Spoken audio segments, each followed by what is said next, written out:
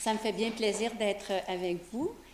Je travaille en VIH depuis 1990 et je pensais certainement pas en 1990 qu'on aurait une soirée pendant laquelle on parlerait de vieillir avec le VIH. Alors, c'est vraiment un événement en soi.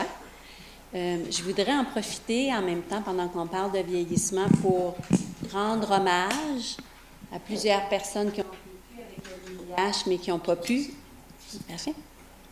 Qui n'ont pas pu se rendre à une soirée dans laquelle on parle de vieillissement, des personnes qui sont décédées du VIH, rendre hommage aussi à tous les gens qui ont été là pour les supporter à travers l'expérience, que ce soit les amis, la famille, les groupes communautaires, les intervenants médicaux, et aussi tous les chercheurs et le milieu pharmaceutique qui ont mis vraiment les bouchées doubles pour découvrir des médicaments qui allaient nous permettre ce soir de parler de vieillir avec le VIH. Alors, on mentionnait brièvement dans l'introduction d'une étude qui a été développée ici à Montréal pour un cerveau en santé, la problématique du vieillissement, la préoccupation de la communauté sur l'inquiétude face au vieillissement s'est rendue éventuellement aux instituts de recherche en santé du Canada qui ont demandé à des équipes de développer des projets pour nous aider à mieux comprendre ce que c'est, les enjeux associés au vieillissement avec le VIH. Et il y a un très beau projet qui a été développé ici à Montréal sur la santé du cerveau qui va recruter 900 personnes à travers le Canada dans 5 sites. Et les gens vont être suivis pendant 2 ans et demi. L'étude a lieu ici à Montréal à l'Institut thoracique, ou bientôt ex-Institut thoracique, qui déménage au Glen la semaine prochaine, et la clinique médicale actuelle. Je vais vous parler, dans cette étude-là, on pose plusieurs questions aux gens sur leur humeur, sur la cognition, qui est la capacité de se souvenir, de réfléchir, de régler des problèmes, sur leur qualité de vie. Et je vais vous présenter quelques-unes des résultats préliminaires de cette étude-là. Je pense que vous allez voir que ça suit très bien la présentation de Jacques. On dirait presque qu'on est arrangé avec le gars des vues. Alors, je vais vous parler de 88 personnes, les 88 personnes qui sont suivies dans cette étude-là, qui ont un âge moyen de 61 ans. Quand on parle en VIH dans la littérature de vieillissement, on parle des gens de 55 ans et plus. Alors, on a la moitié qui sont en 55 et 59 et l'autre moitié qui ont 60 ans ou plus. 75 hommes, surtout des hommes, et aussi 13 femmes. Pour vous brosser un peu un tableau de c'est qui ces gens-là, au niveau de leur éducation, c'est un groupe qui est très éduqué. On en a à peu près le tiers qui a un diplôme universitaire et un autre tiers qui a complété son cégep. Je pense que c'est peut-être un peu typique dans des études dans lesquelles les gens doivent remplir beaucoup de questionnaires et ils savent que leur cognition va être sous étude. Maintenant, au niveau du travail, environ le tiers de ces gens-là ont un travail payé, un tiers sont en congé d'invalidité et un autre tiers est soit retraité ou fait un travail bénévole.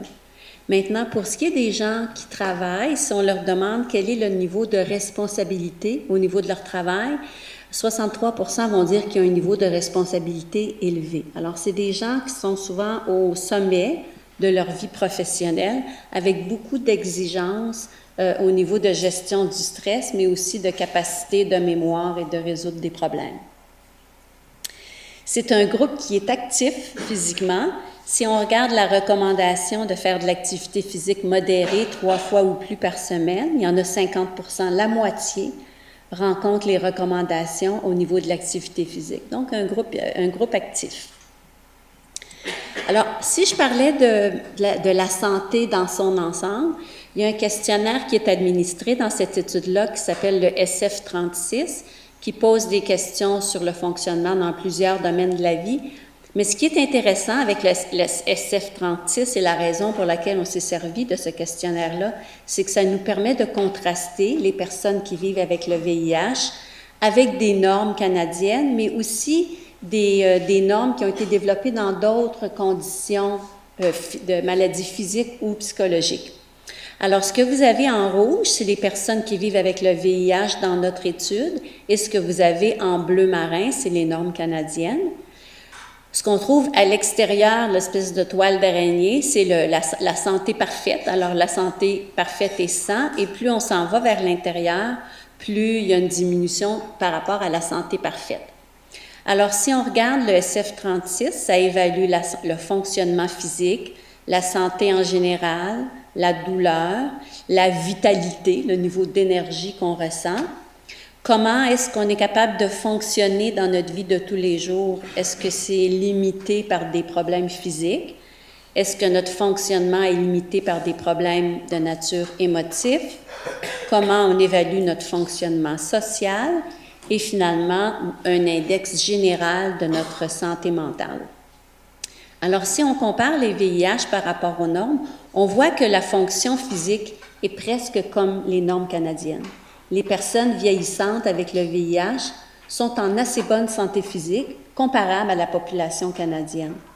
Par contre, si on regarde tous les autres index, on voit que le VIH amène une espèce de rétrécissement de la santé en général, sauf de la santé physique. Alors, les gens rapportent une moins bonne santé en général, un peu plus de douleur, moins de vitalité et plus de limitations dans leur fonctionnement social pour des problèmes physiques ou émotifs. Si on regarde plus spécifiquement au niveau de l'humeur, environ 1 personne sur 4 rapporte être anxieuse et 1 personne sur 5 être déprimée. Il semble que l'anxiété soit un plus gros problème que la dépression, ce qui reflète un peu ce que Jacques mentionnait, beaucoup d'inquiétude face au futur ou face à ce qui pourrait se passer, c'est reflété dans les gens qui sont dans notre cohorte à date. Des problèmes assez marqués au niveau du sommeil. Si on demande aux gens est-ce que vous êtes reposé au réveil, environ 1 personne sur 4 ou 1 personne sur 3 va dire que non, jamais, quand ils se réveillent le matin, ils se sentent reposés, ce qui pourrait nous aider à comprendre les limitations au niveau de comment les gens sont capables de fonctionner dans la vie de tous les jours. Maintenant, pour ce qui est de la cognition, c'est quand même une grosse inquiétude maintenant en VIH, c'est-à-dire que le corps semble assez bien récupéré avec les antirétroviraux.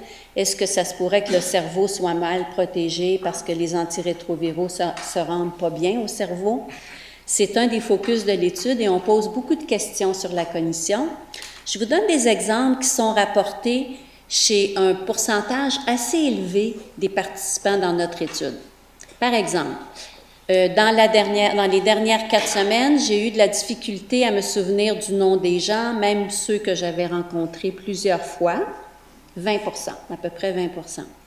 Avez-vous oublié, en entrant dans une pièce, ce que vous cherchiez ou ce que vous étiez venu y faire?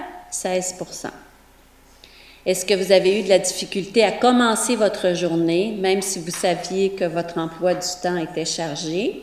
16 %.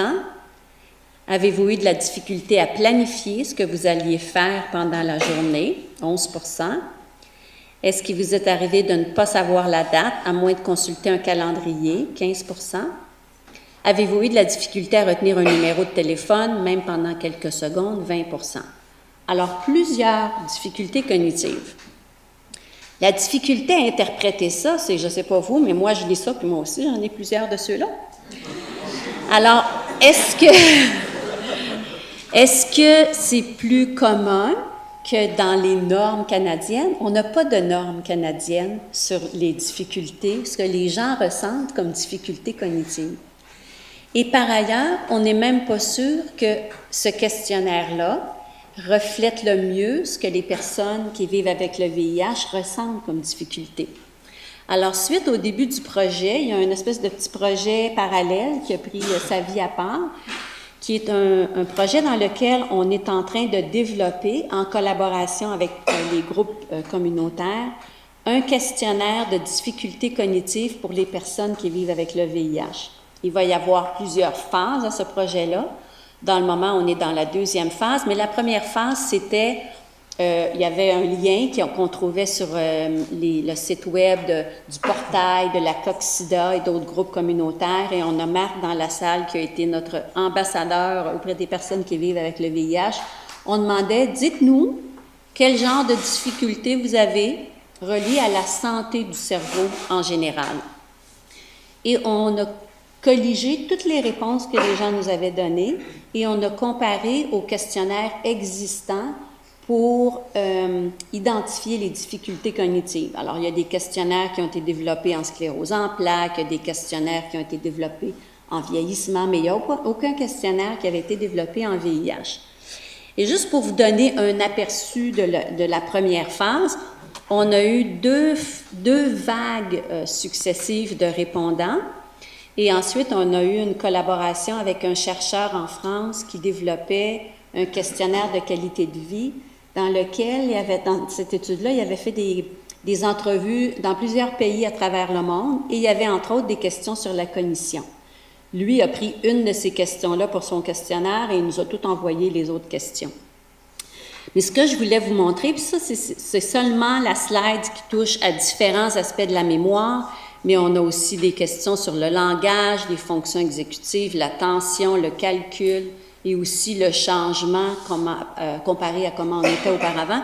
Juste pour vous montrer le nombre de nouveaux items qui ont été identifiés qui n'étaient pas présents dans aucun des questionnaires existants de plaintes cognitives. Alors, dans la première vague, il y en a eu plusieurs, il y en a eu encore dans la deuxième vague et on a identifié des nouveaux dans les collaborations internationales. Alors, il est probable qu'en utilisant les questionnaires qui existent de plaintes cognitives développés dans d'autres conditions, on évalue mal, on n'est pas assez précis pour bien évaluer quelles sont les plaintes que les gens ressentent. Maintenant, on est dans la phase 2 du questionnaire où on a tout colligé les réponses et on a recirculé le questionnaire dans la communauté. Alors, je vous encourage, si vous vivez avec le VIH et vous avez un intérêt, de retourner sur le site web du Portail ou de la Coxida ou le site web de notre étude que je vais vous montrer dans quelques minutes. Puis, je vous invite à répondre de nouveau au questionnaire. On essaie de préciser, est-ce que la question qu'on pose est claire? Est-ce que c'est un sujet qui est important pour vous? Parce qu'éventuellement, on ne veut pas avoir un questionnaire avec 150 questions. Maintenant, les gens rapportent des difficultés cognitives. On ne peut pas savoir si c'est plus commun que dans la population canadienne qui ne vit pas avec le VIH, mais quel est l'impact sur leur fonctionnement? Les difficultés que les gens rapportent le plus souvent, j'ai été incapable de me concentrer pour trouver une solution à mon travail. Je me sentais pas assez en forme pour travailler, j'avais pas assez d'énergie pour le travail ou j'étais incapable de terminer les tâches difficiles. Alors, les gens rapportent que ces difficultés-là, pour nos gens qui sont dans des tâches qui demandent beaucoup de responsabilités, trouvent que les difficultés cognitives rendent leur vie plus difficile au travail. Parlons maintenant de la qualité de vie.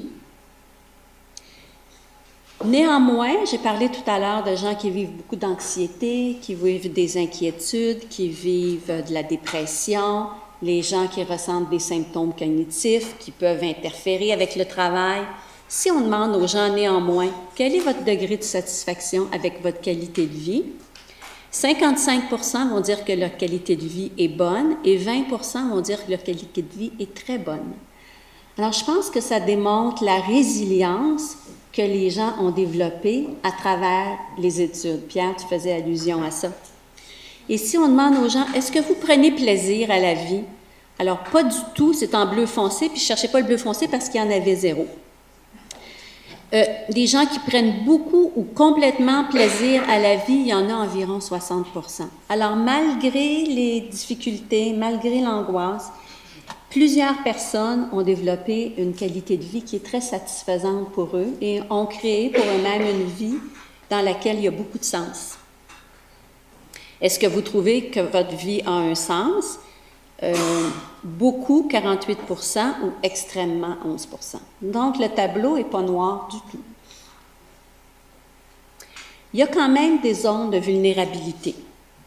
Je vous montre ici l'index de santé mentale. Ça, c'est la distribution qu'on retrouve dans nos 88 personnes. Et puis, la norme canadienne est en plein milieu, c'est 80. Par contre, ce que ce tableau-là ne dit pas, c'est qui sont ces personnes avec des problèmes de santé mentale très importants et surtout, qu'est-ce qu'on peut leur offrir comme service pour les aider dans leurs difficultés. Une des choses qu'il faut réaliser quand on parle de vieillir avec le VIH, c'est que probablement que si on s'assoit ici dans 20 ans puis on parle encore de vieillir avec le VIH, ça ne sera pas du tout la même histoire. Quand on parle de vieillir avec le VIH maintenant, c'est des gens qui ont souvent été diagnostiqués quand le VIH était une maladie mortelle, qui ont fait face à une discrimination incroyable. Moi, je travaille dans le milieu hospitalier, puis je me souviens encore dans mes débuts en milieu hospitalier, quand les gens étaient dans des chambres seules, avec une grosse pancarte sur la porte, risque d'infection, et puis souvent le repas à la porte, parce que les préposés ne rentraient pas les cabarets à l'intérieur des chambres. C'est avec ça que les gens ont dû vivre pendant plusieurs années au début du VIH. Ils ont perdu des pans entiers d'amis. Alors, leur support social s'est effondré. C'est quelque chose qui est très difficile à reconstruire. Alors, des vulnérabilités au niveau physique. Les gens ont vécu pendant plusieurs années avec une charge détectable et souvent très élevée. Une vulnérabilité psychologique. Les gens ont vécu beaucoup de rejets. Mais aussi, c'est des gens, au début, beaucoup des gens de la communauté homosexuelle qui ont grandi dans un milieu très homophobe, parfois dans des familles où il y avait beaucoup d'homophobie, et des gens qui peuvent avoir développé comme conséquence de l'homophobie à l'intérieur d'eux-mêmes. Alors, de la vulnérabilité psychologique et sociale. Et la question, c'est qu'est-ce qu'on peut offrir maintenant à ces personnes-là qui vivent avec le VIH en situation de fragilité? Qu'est-ce qu'on peut leur offrir comme environnement dans lequel ils vont pouvoir continuer à s'épanouir et avoir une belle qualité de vie? Alors, Michel Blanchard va vous parler un petit peu plus tard du projet de la Maison des raies, mais je pense qu'on est rendu à une phase dans l'évolution du VIH où c'est le fun qu'on puisse parler de vieillir avec le VIH, mais il va falloir aussi réfléchir à comment on protège les personnes vieillissantes en situation de vulnérabilité. Voilà, c'est ce que j'avais à partager avec vous.